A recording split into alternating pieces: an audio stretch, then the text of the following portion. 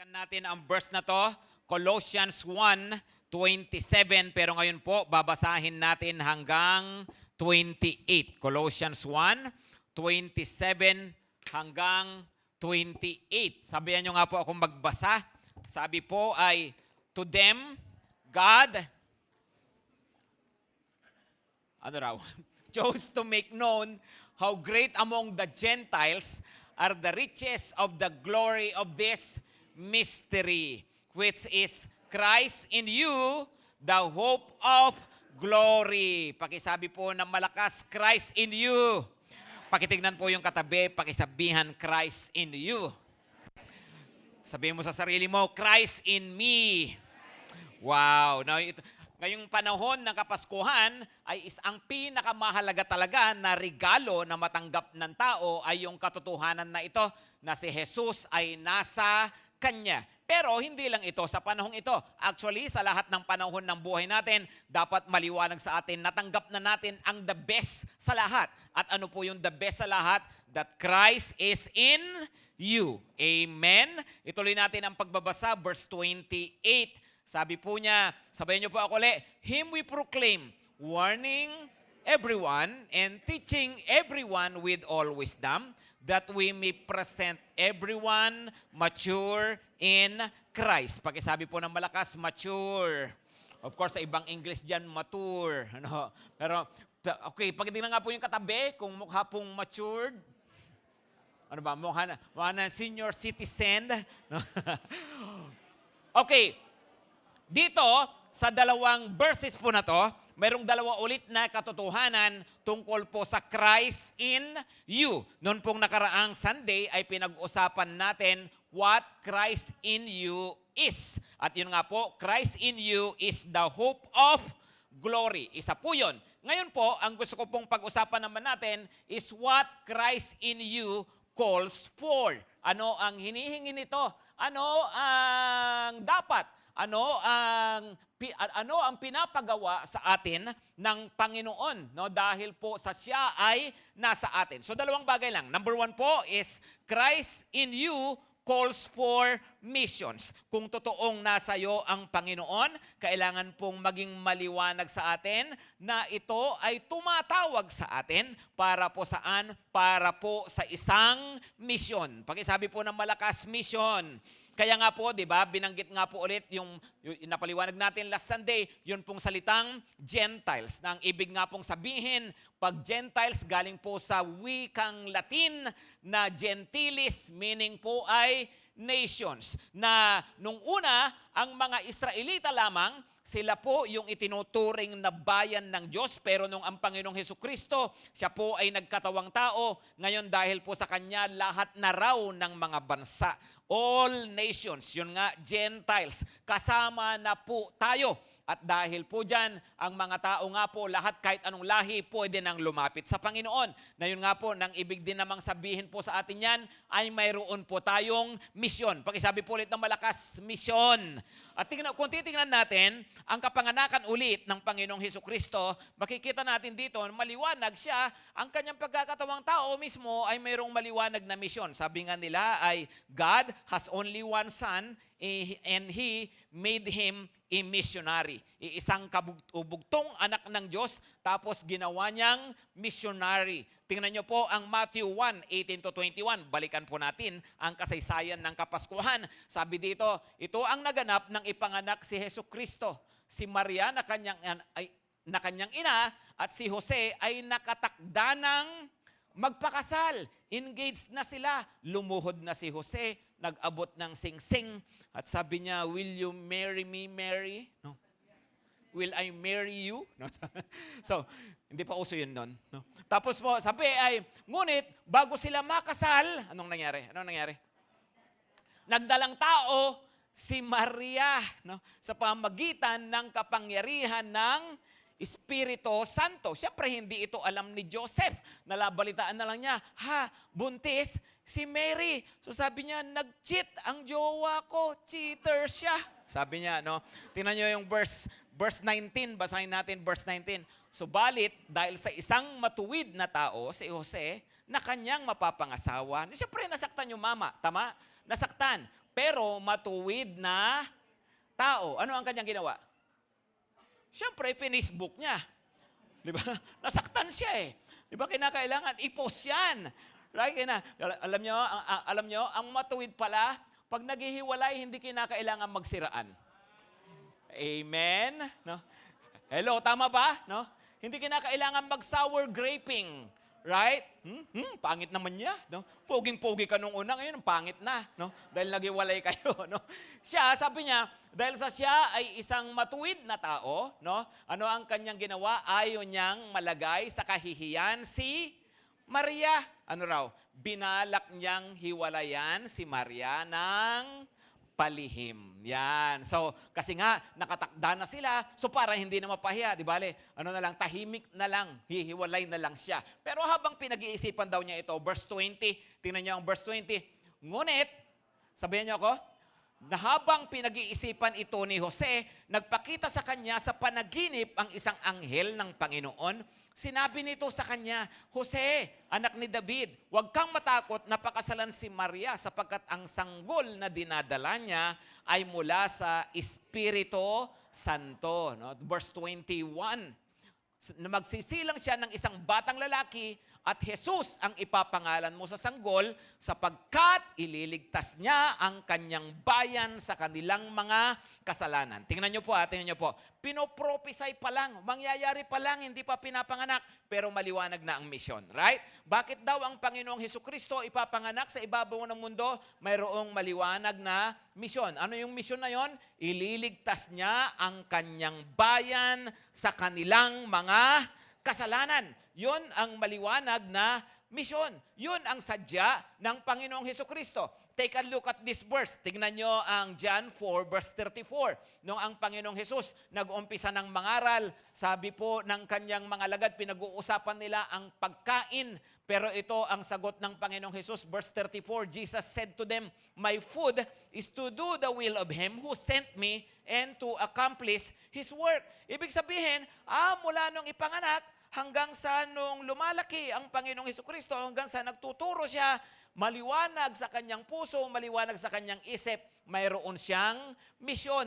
No, at ano ang kanyang misyon? Yun nga, para sa kaligtasan ng mga tao. Hanggang sa siyempre mapako siya sa krus, maliwanag ang kanyang misyon, hanggang sa bumalik siya sa langit, maliwanag pa rin. Ipinagbilin niya, sabi niya, humayo kayo sa mga bansa, gawin niyong alagad ko ang mga tao. Ibig pong sabihin, ang Panginoong Hesus na tinanggap po natin sa mga buhay po natin, siya bumaba sa lupa na may dala-dalang misyon. So ibig sabihin, si Jesus, nung nakahiga sa sabsaban bilang sanggol, mayroong misyon. Nung nakapako siya sa krus bilang ating tagapagligtas, mayroon siyang misyon. Ngayon naman, siya ay nakatira na sa'yo, siya ay nananahan na sa'yo, kailangang maging maliwanag sa atin lahat na siya ay mayroon pa ring misyon. Kaya lang dahil nga sa siya ay nakatira sa'yo ngayon, ikaw ang isa sa kanyang mga gagamitin para matupad ang misyon na ito. Amen ba, mga kapatid?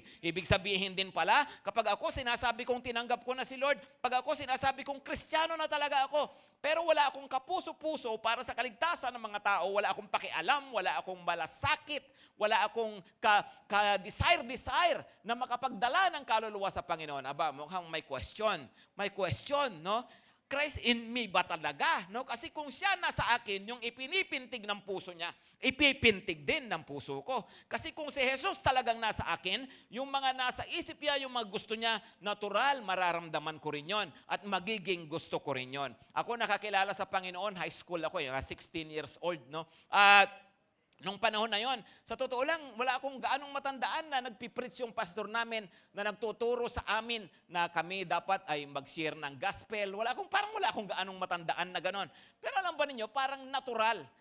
Kaya yung mga kaklasiko, ilan sa mga kaklasiko na sirang ko ng gospel, meron pa nga pagkakataon na inaya ko yung mga classmate ko, dinala ko sila sa isang Christian church na tapat ng high school namin. Tapos nagpaalam ako sa pastor doon para i-Bible study ko yung mga kaklase ko. Bagong Christian pa lang po ako noon.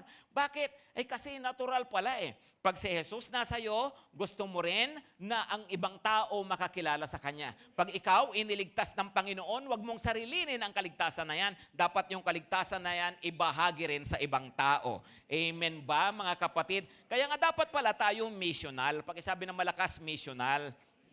Ano yon? Ang buhay ko, yung nabubuhay ako na mayroong misyon. Hindi yung nabubuhay ako na wala lang, no? Mag-church ako, wala lang din. No, magtatrabaho ako, wala lang. Yung parang wala kang gustong gawin sa buhay, no? Gusto mo lang magkapera, 'di ba? Gusto mo lang magkapamilya, gusto mo lang magkajowa, no? Ganun lang, no? Pero may mission ka ba? No? Importante kasi, alam mo, mayroon kang mission sa buhay. Tingnan niyo yung katabi po, pakisabihan kaya kabuhay, no? May mission ka. Amen? Naniniwala ba kayo may pinapagawa si Lord sa atin? Come on. Kaya tayo buhay, may mission tayo, right? Maraming beses na rin na muntikan na akong mamatay, sa totoo lang. Siguro pinagtitripan talaga ako ni Satanas, no? Kasi alam niya, mayroong isang rapi na magiging cute na pastor, no? So, pero hindi nga po, ilang beses na nanganib talaga yung buhay ko. Salamat sa Panginoon. Of course, salamat sa Panginoon talaga sa kanyang proteksyon. Andyang, muntik na talaga akong masagasaan ng napakabilis na kotse sa highway. Andyang sumimplang yung motor na dinadrive ko. Tapos muntik na magpang-abot kami nung isang jeep. Yung mga ganon, ano po. Mayroong ding time na nag-youth camp, no? Nag-youth camp sa May Kawayan. Nag-wall climbing po ako. Pagdating doon sa tuktok, magra-rappelling na lang sana. Pagtadyak kong ganyan, nabitawan ba naman nung may hawak ng lubid? Yung lubid, dumiretso ako sa baba. As in, diretsyong-diretso, pabagsak po na gano'n. Mga 3 inches lang, mayroong hollow blocks po dito. Hindi ako tumama. Iniligtas ako ng Panginoon sa 3 inches na kamatayan, no? At ang masaya pa noon, ako lang po ang marunong mag-drive kasi youth camp, no? So sabi nung dalhin sa doktor, dalhin sa ER, kailangan mapa-x-ray, no? Kaya po takbo po kami sa ER sa may Kawayan, yung sa may highway, nakikita nyo na doon, hospital po doon. Takbo po kami, pagparado ko po sa ER na ganyan. Tapos sabi po, bumaba yung mga kasama ko, sabi nung mga tao doon, mga nurse, asan ang pasyente? Ayun, nagpa-park. Totoo po yun, totoo yun. Andyan din po na speaker ako sa Subic, no? Tapos nagkarambola po kami doon sa may viaduct, yung napakahabang tulay, di ba? Na 8 sasakyan nagkarambola po, no? Bumangga kami, may bumangga sa amin, no? Nakasama ko pa noon si Pastor Jacob, no? Alam po ninyo, pag may mission pa sa buhay, iingatan ni Lord. Amen. Amen. Hindi ko naman sinabing huwag kayong mag-ingat, no? Mag-pray pa rin lagi. Amen. Pero may mission kasi. Pakitingnan yung katabi, may mission ka, no? Naniniwala ba kayo may mission po tayo, no? It's very important na maging missional ka, no? Pag sinabing missional, yung bang nabubuhay ka na, para kumain lang. Hindi ganoon. Kapag ang taong missional, alam niya, mayroong pinapagawa sa kanya si Lord. At ito ay hindi para sa kanyang sarili. Di ba normally ang mission, hindi para sa sarili? Right? Ito ay para sa kaligtasan ng ibang tao. Alam niyo kahit sa sa totoo lang, pag may pusong missional ka, yung nagkaroon ka ng pusong ganyan, nakilala ko si Lord, no? Si Lord na namatay para sa kasalanan at tagapagligtas ng lahat. Magkakaroon ka rin ng puso na kahit sa iba-ibang paraan, gusto mo makapaglapit ng tao sa Panginoon. Amen?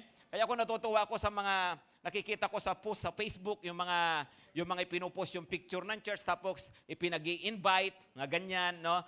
Yung mga iba naman, pagkagaling ng church, sila po nagpo-post ng kanilang mga narinig, kaya nagpo-post ng kanyang picture sa loob ng church. Alam nyo, tingin natin parang maliit na bagay yon. Pero po pwede pong yung mga ganong post, mayroong isang tao na magka-interest at lumapit sa Panginoon. Amen?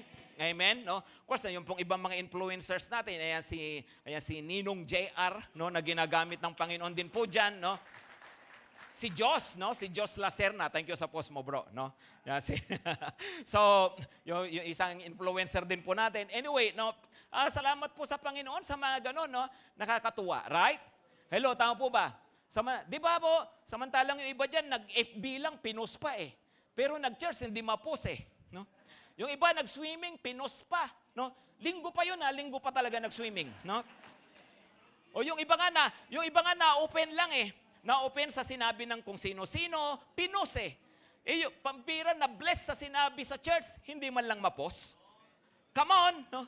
Kapag missional ka pala, nako, kahit sa ibang mga bagay, pwede tayong magpagamit sa Panginoon. Amen? Amen. Pero ito po talagang, itong sinasabi ko ngayon, immediate application to. Magagawa po natin ito agad. Ma-actionan po natin ito agad. Bakit po? Kasi po next week, simbang gabi na natin. No? So, meron tayong simbang gabi dito, 16, 17 dito, Tuesday, Wednesday, tapos Thursday, Friday, doon po sa 2nd Avenue. Okay? So ngayon, ang gagawin po natin ay yun pong simbang gabi, kagaya ng dati pa nating mga ginagawa, hindi na ito para sa atin lang, mga kapatid. Dapat gawin natin ito na nagmimisyon. Right? Ibig sabihin, linggo-linggo, nagkikita na tayo Di ba? Nagse-cell group pa kayo. Yung iba, nag-youth service pa. Di ba? Yung iba talagang takaw sa gathering. Aatin pa yan ng couples kahit youth. No? Yung iba nga, inaatinan pa yata morning 3 p.m. saka 5:30. No? Pero, alam nyo, lagi na tayo nakikita. Alam nyo, yung panahon ng Kapaskuhan, samantalahin natin yan para makapagdala tayo ng mga kaluluwa sa Panginoon. Amen ba, mga kapatid? So yun dito, this Tuesday, Wednesday, let's mag-invite tayo ng mga mahal sa buhay para tong mga taong ito makarinig din ang salita ng Panginoon at tanggapin din nila si Jesus sa kanilang mga buhay. Amen ba? Amen? Sabihin nyo po, bawal pumuntang mag-isa. No? Amen ba? Sa 2nd Avenue rin yung mga taga 2nd Avenue dyan, huwag nyong asahan lang yung announcement. No? Dapat kayo mismo nag-aaya ng mga kapitbahay. Amen? Hello, amen po ba? By the way, ganito po gagawin natin dyan, no? Ayon sa ating sponsor, meron po tayong, may magpaparapol po ng 2 motor po doon sa Barangay 120, tapos dito po isa. Pero yung mga motor na yon, pangalawang gabi ipapanalo. No? Pero dapat ang mananalo umatin ng 2 gabi. Okay? So dapat po ganon. Maliwanag po ba, mga kapatid? Hello, maliwanag po? Bakit natin ginagawa ito? Paano lang po, pang-invite. Ang habol talaga natin dito ay para na sa ganon, makilala nila ang Panginoon. Amen po ba? Siyempre, aside from that, meron pa po tayong ibang mga prizes. Ang leadership din po sa church, dito po ay naglaan din ng malaki-laking halaga para meron po tayong mga maitulong pa, mga maipamigay pa. Right? So, yun po, ibig sabihin, ginagawa natin ito because we want to bring more people to the Lord. Alam nyo, pumunta ka, nagdala ka ng isang tao, doon sa 2nd Avenue o dito, di bali nang di ka manalo ng raffle, pero yung taong yun nadala mo, nakakilala sa Panginoon, nako, panalong-panalo ka na, kapatid. Mayroon ka ng gantimpala na napakalaki sa langit. Right? Right? Ang matindi nito, nag-invite ka na, tapos nanalo ka pa ng raffle, ayos, no? Pwede mo nang sakyan yung motor papuntang langit, no? So, ang point lang, dapat pala, maganda yung mga ginagawa natin, may mission. Mayroong kahalo na pagmimisyon. Amen? Pag-isabi ulit ng malakas, missional. No? So Christ in you calls for missions. Kung totoo nasa akin ang Panginoon, tinatawag pala ako nito, gusto niya kung magamit at yung katotohanan na si Jesus ay nasa akin, ay tumatawag sa akin para nang sa ganon, magamit niya ako para sa kaligtasan ng ibang tao. Mga mahal sa buhay, ng mga kaibigan natin, ng iba pang mga tao. Amen po? Tingnan, ngayon maliban dyan, mga kapatid, alam po ninyo, of course, mag-anniversary na tayo, by the way, no? February next year, ang GTC ay 70 years old na. Wow, no? Tingnan nyo yung katabi nyo, kung mukhang founder, no? Si Jude founder, no? So, alam nyo, ganito gagawin natin, ha? Sa ngayon, nagpe-pray pa tayo ng malaking lugar kung saan natin gaganapin ito, no? Ngayon, pero ganito, ha? Sa mga susunod na linggo, ay sa mga next year, ay may request po sana ako, lalo na yung mga taga 3 p.m., no? Sinabi ko rin ito kasi puno rin yung pang-umaga. Ngayon, mukhang nagpaparty yung iba dyan sa taas, kaya no. Anyway, ang request ko po, ganito, lalo na yung mga taga 3 p.m., kung mayroon po sa inyo na pwede kayo na mag 5:30, limbalimba isang cell group, isang grupo po kayo. ay nire-request ko na lumipat po yung iba ng 5:30. Bakit po ang 5:30 hindi pa gaanong puno, wala pa yung taas? Okay? Ang 3:30, alam nyo, ang 3, alam nyo naman, madalas nagsisiksikan tayo rito, di ba? So lumipat sana yung iba, request lang po, kung sa mga po pwede, bakit? Para nang sa ganon, yung 3 magkaroon ulit ng space. At nang sa ganon, makapag-invite pa tayo ng mga bagong tao. Amen? Pwede ba yon? Hello, amen ba? No? Para nang sa ganon, mabawasan yung alas 10, mabawasan yung alas 3, tapos yung 5:30, hindi rin naman gaanong punong-puno yun. So lahat pwede pang mag-invite uli. Kaysa po punong-puno yung isa, no? Kasi ang gagawin natin sa mga susunod, malamang mag-invite tayo ng mga speaker na para po yung speaker na to ay marinig din ng mga bisita. Hindi lang mga taga 5:30 bisita ang makarinig. Maliwanag ba, mga kapatid? Come on, maliwanag ba? So kung sino man panawagan ko lang po, no, request lang, mga magbagong taon, bagong simba, no, ganon. Bagong schedule. No, kung po pwede, na mayroong mag 5:30, no, para nang sa ganon lumuwag tayo rito at magkaroon ng space para sa ibang mga tao na mai-invite pa natin. Pwede po ba 'yon? Pwede po ba? Okay, ito pa, no? Gawa, no? Acts 1 verse 8. Gawa 1 verse 8. Sabi dito, subalit tatanggap kayo ng kapangyarihan pagbaba sa inyo ng Espiritu Santo at kayo'y magiging mga saksi ko sa Jerusalem, sa buong Judea at sa Samaria at hanggang sa dulo ng daigdig. Ito pala talaga yung mission natin. Opo, tinawag tayo ng Panginoon, hindi lang para sa lugar kung saan tayo nakatira. Kaya sabi diyan, Jerusalem, kasi andun sila nung oras na yon. Okay? Tapos Judea, yun yung kanilang pinakabayan. Tapos Samaria, kabilang lugar na. No? Tapos hanggang sa dulo ng daigdig. Ganun pala ang misyon. Opo, hindi tayo tinawag ng Lord na pangkalookan lang. Hindi tayo sinabihan ng Panginoon na magamit niya dito lang sa lugar na to. Gusto rin ng Panginoon, magamit pa niya tayo sa iba-ibang lugar. Kasi gusto niya lahat ng tao makarinig ng kanyang salita. Kaya nga mayroon tayong dapat malawak na puso, malawak na pagmimisyon. Amen, mga kapatid? Hello, amen po ba? Kaya nga alam nyo, ngayon sa totoo lang, nagpipray ako na nawa sa GTC, mayroong magra-rise up na missionaries. Na mula sa GTC, mayroong mga susuguin ang Panginoon sa ibang mga bansa, hindi lamang dito sa Pilipinas, kundi para maging mga missionaries. Sa dinami-dami natin ngayon, maaring mayroong isa dito o dalawa dito na tinatawag ng Panginoon para maging missionary na makinig po tayo sa Panginoon. Ha? Amen, mga kapatid. Hello, maliwanag po ba? So, kasi nga, mayroon tayong mission. Pakisabi ng malakas, mission. Kung mayroon man interested, kahit iisa yan, no, lumapit po kayo sa amin, dapat pagtulungan po natin. Kung ikaw ay mayroon, siyempre kailangan may passport, ha? Hindi pwedeng password lang, no? Dapat ay passport, no? Passport. No? Para sa pagmimisyon. Meron akong ipapakita, actually may pupuntahan kami ngayon na isang gawain sa Thailand. So kung mayroong may calling diyan, lumapit kayo sa akin, ha? Baka pwede pang humabol, pakipakita nga yung poster, no? Baka pwede may gusto pang humabol, ito ay tungkol sa pagmimisyon sa iba-ibang bansa. Yung leader ng grupo na yan, alam nyo, pumunta pa yan ng North Korea, nag-preach doon, ganyan. Pumupunta ng Nepal, ng Bhutan, hindi yung mga magagandang mga bansa, na mga mayayamang mga bansa at safe na bansa. Pinupuntahan nila yung mga delikadong mga lugar, no? At talagang humahanga ako sa kanilang tapang sa pagmimisyon, no? Para sa gawain ng Panginoon. Pero hindi ibig sabihin niyang padalos-dalos. Siyempre, anong ginagawa rin ng may wisdom, no? Na maingat din.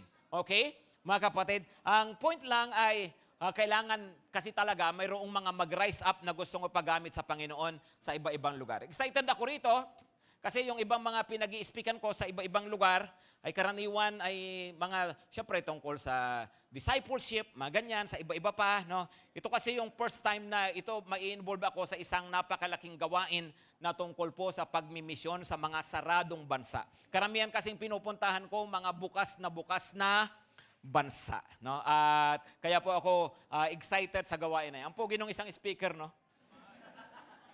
sumagot kayo. No?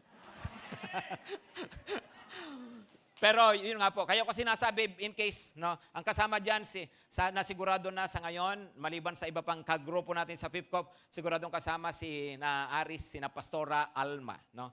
And hopefully, iwan ko na talaga sila doon. No? Okay, pakisabi ng malakas, missions. No?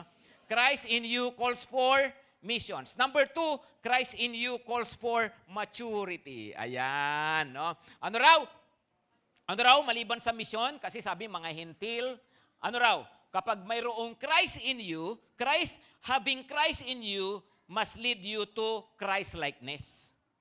Kung nasa iyo si Kristo, dapat ang karakter ni Kristo, habang tumatagal, nakikita sa pagkatao mo, lumalabas sa ugali mo. Come on, ang tawag po dyan ay maturity, nagmamature. Amen po ba? Tingnan nyo nga yung katabi nyo ulit kung mukhang matured na. No? Come on. No? Anong matured dyan? Well, alam nyo kasi ganito yan eh. Mayroong physical maturity, pero pwede bang physically mature pero spiritually immature? Mayroon bang ganon? Mayroon bang physically mature pero emotionally immature? Mayroon bang matanda na pero isip bata? Di ba? Yung mga ganyan, di ba? So kasi ang maturity, sa totoo lang, walang pinipiling edad. Right? Pwedeng may edad na pero spiritually, emotionally immature. Ganyan, no? Pero pwede rin namang bata pa pero matured nang mag-isip, sabi nila. Pero pwede rin bata pa, spiritually matured na. Right? Kaya nga po, ang maturity ay isang bagay na mahalagang makita raw po sa atin. Gusto ng Panginoon, nagmamature yung kanyang mga anak. Oo nga naman. Di ba? Yung mga magulang, natural. Yung mga anak mo, habang tumatagal, gusto mo nagmamature. Right? Hello? Di ba? Siyempre, natural lang yan. Yung maliliit, kagaya ni Tioni, no? Natural yan, pa-baby pa yan eh. Pero kapag 20 years old na, pa-baby pa, no? 30 years old na, ay yung anak mo na siguro 10 years old, daddy, pahingin ng 50, no? Nakakatuwa pa yun eh. 30 years old, daddy, pingin 50. Ang sarap ng tadyakan eh, no? Nakakaasar na eh, di ba? Right? Pambira, anak, ang tanda mo na. Di ba? Hindi hanggang ngayon, dependent ka pa rin. Wala, ano ba, no? Nung bata pa yan, nanghihingi yan ng pampaload, okay pa eh. 40 na, manghihingi pa rin ng pangload. Mukhang ibang usapan na yon, right? Hello, tama? Ngayon, kasi kahit ang tatay natin sa langit, oo, no? Mahal niya tayo. Pero habang tumatagal, gusto niya mag-mature din tayo. Amen? Tanggap niya tayo sa ating mga immaturities. Noong una, bago kang Christian, nakikita ka ng Lord sa mga kakulitan mo, nakukyutan pa siguro sa'yo. No? Ang cute naman ng anak ko to. No? Pero, habang tumatagal, no, gusto rin ng Panginoon ng kanyang mga anak, nagbabago ang buhay. Nagmamature talaga. Amen? Noong una, iyakin ka pa, ang hina mo pa emotionally. No? Okay, sabi ng Panginoon, okay pa yan, bago pa lang naman, di ba? Pero, paano kapag tumatagal, no? 10 years ka na, iyakin ka pa rin. Di ba? 10 years ka ng Christian, maganyan, no? Yung bang, dati, sige, mahina ka pa pag mayroong pagsubok. No? Pero, habang tumatagal, no?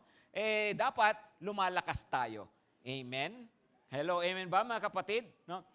Dati, siyempre, yung takbo ng isip natin ay medyo tungkol pa sa mga bagay na pang sarili. Natural lang yun, naiintindihan ng Panginoon.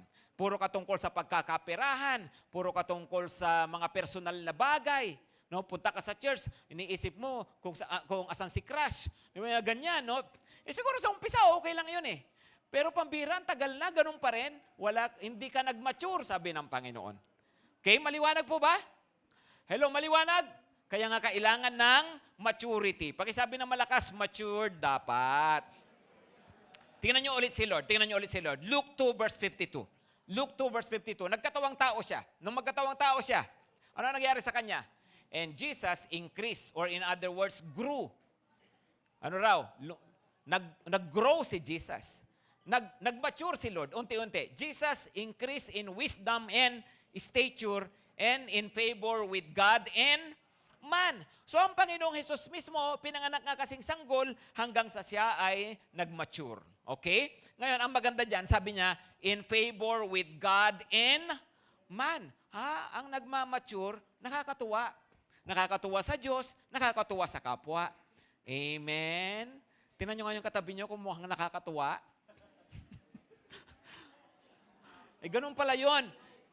Ang natural na resulta ng maturity ay you become pleasing to God. You become pleasing to other people. Amen? Ang nagmamature daw, nakakatuwa yan kay Lord. No? Ang nagmamature daw, kahit sa ibang tao, nakikita kasi may magandang nangyayari sa'yo, may magandang binabago si Lord sa ugali mo. Kaya nakakatuwa, nagiging pleasing. Amen? Favored, in favor with God and man. Iba-iba yung mga signs of immaturity, right? Makikita yan sa ano ba yung mga gustong-gusto kong abutin? Ano ba yung mga pinagkakaabalahan ko? Ano ba yung ugali ko? Paano ba akong mag-react? No? Ang daming signs ng immaturity. Pero ngayon, ang gusto kong tingnan natin, marami actually, pero 3 lang na signs of maturity. No? Nayon sa salita ng Diyos, signs of maturity. Pero basahin muna natin ang Hebrews 6 verse 1 and 2. Hebrews 6 verse 1 and 2. Pakibasa ng malakas. Therefore, let us live the elementary doctrine of Christ and go on to maturity, not laying again a foundation of repentance from dead works and of faith toward God. Ano raw? Tigil na sa elementary. Punta na tayo sa maturity. Huwag na nating pabalik-balik. No, yun na naman, tungkol na naman sa repentance and faith. Imagine, 5 years ka na sa GTC, tuwing nagpapatanggap si pastor, tatanggap ka. No? Ano ba kapatid? Kung hindi ka pa naman talaga sigurado, di tanggapin mo lang si Lord. Sige. Kaya lang hanggang kailan ka kaya makakasigurado talaga. No? Kasi sabi niya, elementary yun. Elementary yun. Amen? Ano pa? Verse 2. And ano pa yung ibang mga basic, elementary daw, instruction about washings, yung baptism, ganyan. The laying on of hands, the resurrection of the dead. Basic pala yan dapat, nakakilala ka sa Panginoon, dapat sigurado ka may buhay kang walang hanggan. At balang araw muli kang mabubuhay. No? At kung basic din pala, mayroon talagang eternal judgment. Na dapat alam mo yan. Ituro pala, basic pala, elementary pala yan sa Bible, na talagang may langit at mayroong impyerno. Amen? Amen? Kaya sabi niya, sige, mga basic yan, elementary yan. Punta na tayo sa maturity. Right? So ano yung mga signs of maturity? Number 1, righteousness. Pakisabi ng malakas, righteousness.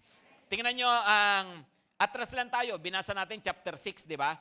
Tingnan lang natin yung naunang mga verses. Sa Hebrews 5 tayo. Hebrews 5. Sabi po dito, Hebrews 5, verse 11 hanggang 14. Sabi dito, no? About this, we have much to say and it is hard to explain since you have become dull of learning. Mahirap pa kayong makaunawa. Tapos, verse 12, sabi dito, dapat sana'y mga tagapagturo na kayo ngayon. No? Subalit hanggang ngayon, kailangan pa kayong turuan ng mga panimulang aralin, no? ng salita ng Diyos. So that you ought to be teachers by now. Pero ngayon, kailangan pa mga basic pa rin tinuturo sa inyo. Bakit daw? You need milk, not solid food. Ayan no? Ano raw? Ang immature, ang hanap lang niyang gatas. Hindi po pwede dyan ang solid food. Bakit? Kasi hindi matutunaw. Right? At yun ang problema, no? So sabi niya, kapag daw tayo, hindi pa nagmamature talaga, ang gusto lang nating pakinggan, pag nag-church tayo, yung mga tungkol sa Jesus loves you. Ang ganyan, di ba? May maganda siyang plano sa'yo. Pagagalingin ka ni Lord. Pagpapalain ka ng Diyos. Di ba? Mga ganyan. Yung mga puro mga masasarap pakinggan. Di ba? Yung mga immature, ganun Di ba? Yung mga gusto puro mga maganda sa pandinig. Pero habang nagmamature ka, natututo ka na rin na makinig at tanggapin kahit tingin mo parang mahirap nguyain. Amen? Kahit medyo nasasaktan ka, no? Okay na sa'yo. Kapag nagse-cell group kayo, at kinakausap ka ng cell leader mo, yung bang kahit na parang mahirap para sa'yo, natututunan mo ng pakinggan. Nare-rebuke ka na ngayon, napagsasabihan ka na. Right? Dati, kunting kausap lang sa'yo, nagtatampo ka na, leave group ka kaagad. Di ba? Maglilib na ako sa GC na yan. No? Saka sa CG na yan. No? Saka sa cell group, di ba? So maglilib ka kaagad. Pero ngayon, nagmamature ka na, pag kinokorek ka ng leader mo, no? Ang bait mo na, oo nga, te, no? Tama ka dyan, te, no? Hindi totoong wala ka nang magagawa kasi mahal mo na. Ba't adan? Ba't adan? Di ba? Hindi ka na ganun mga tuwiran. Matututo ka na makinig sa Panginoon. Amen? Amen, mga kapatid, no? So hindi ka na puro solid food, hindi ka na puro milk. Ikaw ay tumatanggap na ng solid food. Right? Okay, yung mga bagay na nung nakaraan nga, di ba, last Sunday we talk about mysteries. Right? Natututunan mo na ganun pala talaga ang buhay, no? May mga mysteries. Ituloy natin yung verse na yan. Verse 13. Sabi dito, for everyone who lives on milk is unskilled in the word of righteousness since he is a child. O, tingnan nyo po. Ano raw ang pangunahin na sign? Pag immature pa, pag baby pa, unskilled in the word of righteousness. Hindi pa siya sanay tungkol sa mga salita, mga turo tungkol sa katuwiran. Tapos, verse 14, tingnan nyo yung verse 14. But solid food is for the mature, for those who have their powers of discernment trained by constant practice to distinguish good from evil. Ang nagmamature daw, marunong na ngayon, no? Marunong na mag-recognize ng masama at mabuti, ng mali at tama. No, hindi kagaya ng dati na, siyempre tayo may kanya-kanyang pinanggalingang buhay, may kanya-kanya tayong mga background, may mga bagay na kahit masama, akala natin okay lang. Pero ngayon, nakakilala ka na sa Panginoon, unti-unti nare-realize mo, ay, masama pala yon, bad pala yon, di pala dapat. Unti-unti nare-realize natin. So, ibig sabihin, ang taong nagmamature, natututunan na niyang kilalanin kung ano yung masama at kung ano yung mabuti at pipiliin niyang gawin yung mabuti. Amen? Ganun pala yon, nade-develop ang righteousness. Nagkakaroon ng sense of righteousness, sense of right and wrong. Hindi yung kapag kung ano yung ginagawa ng iba, gagawin mo rin. Kung ano yung hinahatak ka rito, sasama ka kaagad, no? Kasi nga, pag gano'n, ang dali-dali yung pang ma-influensyahan, ibig sabihin, immature pa kasi. Pero pag matured na, alam mo na dapat ang standard ko, ang rule ko sa buhay, ay kung ano ang sabi ng salita ng Diyos. Amen? Hindi porke ginagawa ng barkada, ay okay lang yon. Hindi porke dahil sa ganito ang sinasabi nila, tama agad. No? Hindi po, marunong tayong kumilalan ng mabuti at masama. Pag-sabi, righteousness. Number two, Ephesians 4 verse 13 to 14. Number 2 is truth. Pag-sabi ng malakas, truth. Ayan, you have knowledge of the truth. No, hindi ka na madaling mailigaw. Sabi. Bakit? Basahin natin verse 13. Until we all attain to the unity of the faith and of the knowledge of the Son of God, to mature manhood, to the measure of the stature of the fullness of Christ. Mag-mature tayo, maging kagaya pa tayo lalo ni Lord. Tapos verse 14, so that we may no longer be children, tossed to and fro by the waves and carried about by every wind of doctrine, by human cunning, by craftiness in deceitful schemes. Basahin nga natin yan sa Tagalog. Tingnan niyo po yung verse 14. Pakibasa na malakas. Nang sa gayon, hindi na kayo magiging tulad ng mga batang madaling matangay ng sari-saring aral. Hindi na kayo maililigaw ng mga taong ahangad, ay dalhin kayo sa kamalian sa pamagitan ng kanilang katusuhan at panlilinlang. Yun daw ang realidad. Ang daming mali-maling mga sinasabi, mali-maling mga turo, lalo na sa panahon natin ngayon sa social media, ang dami yan. Diba? So what do you do? Kapag daw tayo nakadepende sa salita ng Diyos at nagmamature sa salita ng Panginoon, alam na rin natin kung ano ang tama at mali. Amen? Kaya nga tayo may SOL, kaya tayo nagsi-cell group, di ba? Kaya nga tayo nakikinig ng Word of God. Ano bang standard natin? Ang standard natin ay ang salita ng Diyos. Ang dami-dami talagang kung ano-anong mga turo. Di ba? Minsan nga, Meron nga turo nitong mga nakaraan na bagong relihiyon na lumabas. Ang pangalan na nila ay God the Mother. O, totoo yun. Kasi may God the Father daw, tapos mayroong Son. O kung may anak, tapos may ama. Dapat may ina. No? Kaya para sa kanila, mayroong God the Mother. Mayroon silang verse, pero yung verse na yon mali ang gamit na verse. Okay? Hello, mga kapatid. Yung iba ay ayaw kay Yahweh. No? Sabi nila si Yahweh saka si Jesus magkalaban. Iniligtas tayo ni Jesus mula kay Yahweh. Kasi si Jesus puro love-love. Kay Yahweh may batas, bawal lumabas. No? Pero pag sinabing pag nag-comply ka, no? Yun daw kasi si Yahweh, no? So ayaw nila, no? Mga kapatid, ang tanong, yun ba sabi ng salita ng Panginoon? Ang daming mga turo-turo kung ano-ano, ha? Kaya nga po, tayo, pinagbabasehan natin Word of God. Amen? Amen. Pero ingat din kayo, ingat din. Di porke may verse, tama na agad. May verse nasa Bible, ganun ba yon? Porke may verse nasa Bible, tama na agad. Alam nyo, kahit na pwede mong patunayan na tama kung verse lang ang pag-uusapan. Kapag misinterpret mo ang salita ng Diyos. Maliwanag ba? Hello, maliwanag mga kapatid. Yung isang mama nagbasa ng Bible, sabi niya, Lord, ano ang kalooban mo sa buhay ko? Tinignan niya sa New Testament, nabasa niya, nakasulat at nagbigti si Judas. No? Sabi niya, Lord, gusto ko pa ng confirmation. Tinignan naman niya sa Old Testament, nakita niya sa Joshua, nakalagay, itali mo ang pulang lubid sa bintana. No? Lord, sure na ba? No? Tinignan niya ngayon sa gitna ng Bible, nakita niya, Ecclesiastes ang nakalagay. Ang lubid na may 3 hibla ay matibay. No? Tutuluyan talaga ako ni Lord. No? You see, hindi porke may verse, ha? Kaya nga tayo nag-aaral eh. Amen? Amen? Pero ang nag-grow, ang nagmamature sa katotohanan, sa truth. Pakisabi ng malakas, truth. O number 3, last na. Ang nagmamature, isang sign ng maturity, love. No? Love. Yan. No? 1 Corinthians 3 verse 1 to 3. 1 Corinthians 3 verse 1 to 3. Ano sabi? But I, brothers, could not address you as spiritual people, but as people of the flesh, as infants in Christ. No? Hindi ko kayo maituring ng mga mature, na mga spiritual na.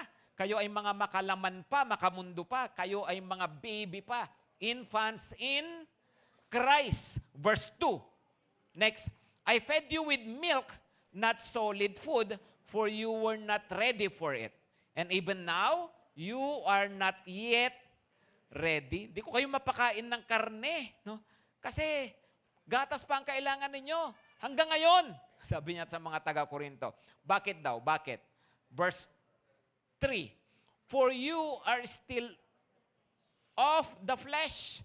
For while there is jealousy and strife among you, are you not of the flesh and behaving only in a human way? So anong sabi ni Pablo? No? Sabi niya, tingnan nyo, ba't mga immature kayo? Bakit hanggang ngayon panggatas pa rin kayo? Kasi nga yung ugali ninyo sa isa't isa. Sabi niya, hanggang ngayon nagsesilosan kayo, nag-iinggitan, strife. Anong ibig sabihin nun? Mayroon kayong kampi-kampihan, nag-aaway-away. No?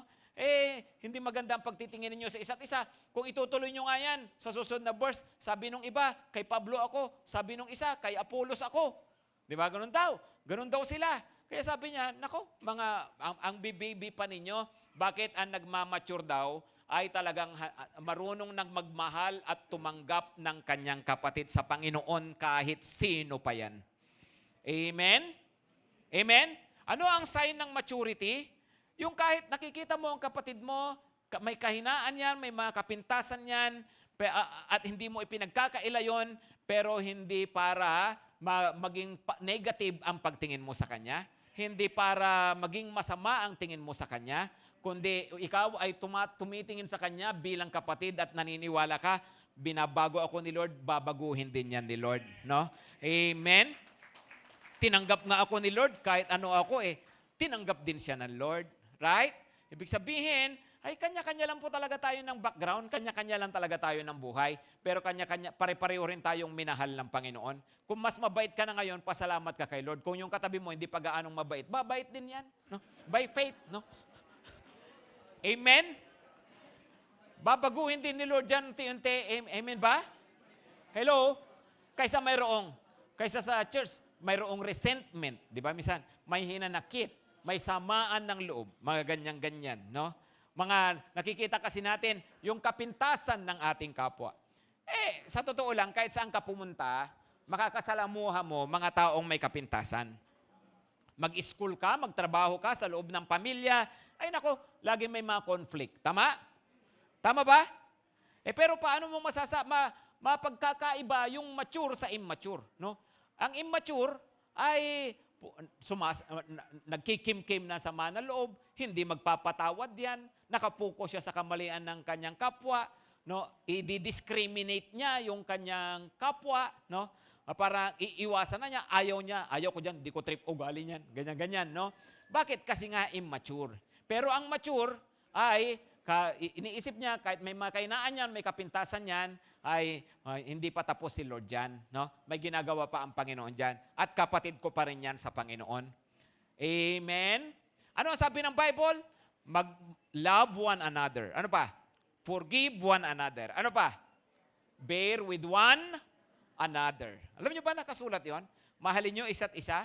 Patawarin niyo ang isa't isa. Ano pa? Tiisin niyo ang isa't isa. Tingnan yung katabi, kaya ang tagal na kitang tinitiis eh. Di ba? Kasi sabi ng Lord yun eh. Come to think of that. Bakit kailangang isulat sa Bible yun?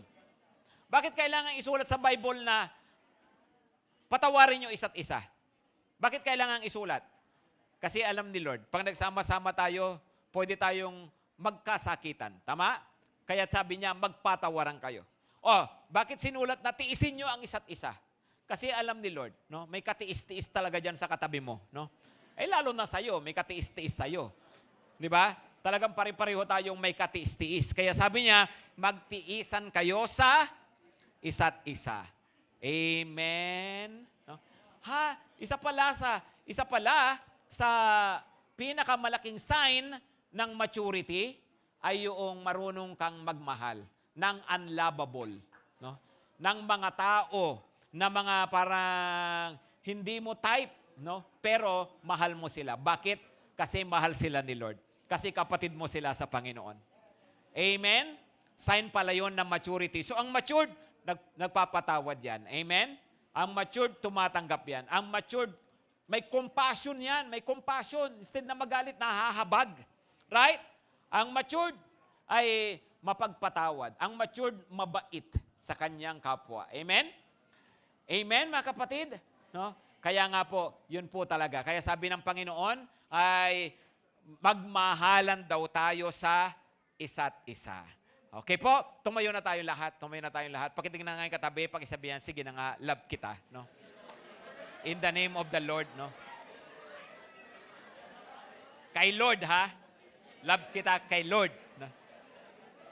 Amen?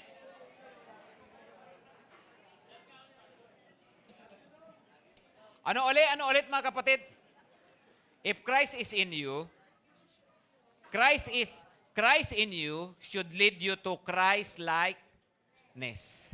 Amen? Amen? So, nasa akin pala si Lord. So, kung nasa akin ang Panginoon, ang ibubunga pala nito dapat sa buhay ko ay marunong akong umabot ng aking kapwa, magmisyon. Amen? May mga tao na nangangailangan din sa Panginoon. Lord, hindi kita sasarilinin, nasa akin ka, no? Gusto kitang makilala rin ng ibang tao. Pero at the same time, Lord, ayoko naman na tinanggap kita, pero mula nung tanggapin kita hanggang ngayon, ito pa rin ako. Di ba? Gusto ng Panginoon, tayo nababago, tayo lumalago. Tayo mas nagiging kamukha ni Kristo. Ito ang panawagan niya po pala sa atin. Pakisabi ulit ng malakas, Christ in me. Yumuko po tayo lahat at pumikit. No? Magpasalamat tayo sa Panginoon. Thank you, Lord. You are in me. Thank you, Lord. Thank you, Jesus. At sa oras pong ito, Panginoon, lumalapit po kami sa inyo. Help us to have your heart for people. Lord, you love people. Help us to also love them. Panginoon, namatay ka para sa kaligtasan ng mga tao. Tulungan mo kami mabuhay din para po sa ibang tao, para po sa kanilang kaligtasan. Tulungan nyo kami, mahalin namin ang aming kapwa kagaya ng pagmamahal mo po sa kanila. Use us, Lord. Narito kami, gamitin mo po kami. Kahit sa panahong ito ng Kapaskuhan, gamitin mo kami, Panginoon, so that we can bring more people to you. And Lord, gusto rin namin na makilala ka palalo. Gusto namin na mahalin ka palalo. We want to mature in you, Lord. We want to grow in Christ. So tulungan mo kami na lumago pa sa pananampalataya. Kakitaan mo kami, Panginoon, ng higit pang righteousness. Kakitaan mo kami ng katatagan sa katotohanan. Kakitaan mo kami, Panginoon, ng pag-ibig pa. Pag-ibig sa iyo, pag-ibig sa kapwa, pag-ibig sa kapatiran. Salamat po, Panginoon. Mga salita niyong ito, itanim niyo sa mga puso po namin. At ngayon, Lord, humihingi rin kami na sa mga susunod na mga araw, sa mga Christmas celebration, sa mga simbang gabi po namin, marami pang maliligtas. Gamitin nyo ang mga gawain pong ito, Panginoon.